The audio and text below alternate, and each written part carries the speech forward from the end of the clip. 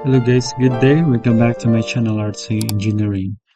And for today's tutorial, ipakita ko lang yung ano natin. Update ngayon sa may bagong vlog tayo. Vlog pala. So yung may mga tools tayo dito, web tools. Ayan, check na lang ninyo. Madami yan.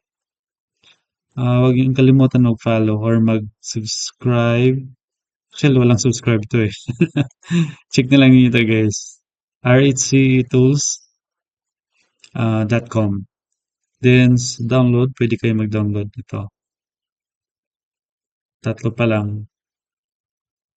Ito yung PC and yung sa Android natin. Ito sa vlogs natin, meron tayong bago.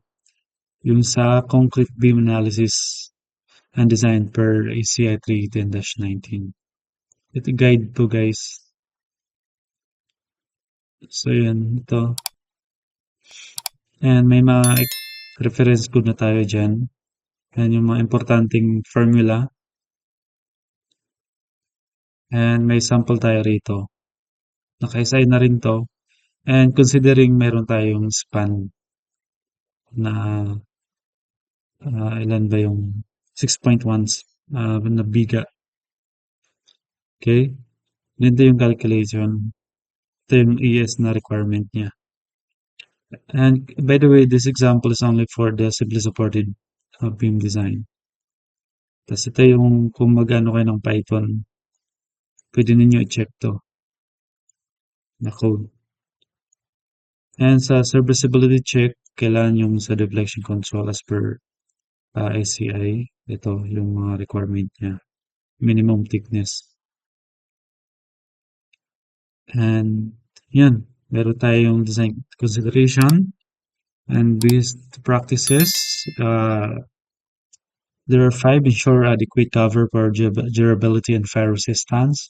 Provide sufficient development length for reinforcement. Consider construction tolerances and design. Account for temperature and circuit defects, especially dito sa Middle East.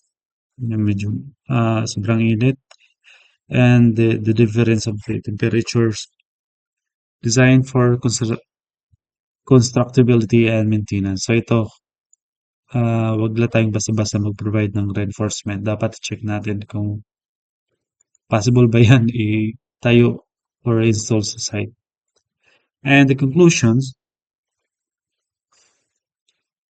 this comprehensive guide to concrete beam design according to the ACI 318-19M provides the fundamental principles, design, equations, and practical examples needed for successful structural design. The strength design method, combined with proper serviceability considerations, ensures safe and economical concrete beam designs. Yan, then we have a references. Check na lang ninyo yan, guys. Okay? Malaking tulong na to, guys, sa inyo. Especially sa mga baguhan na kaibigan natin dyan. Okay?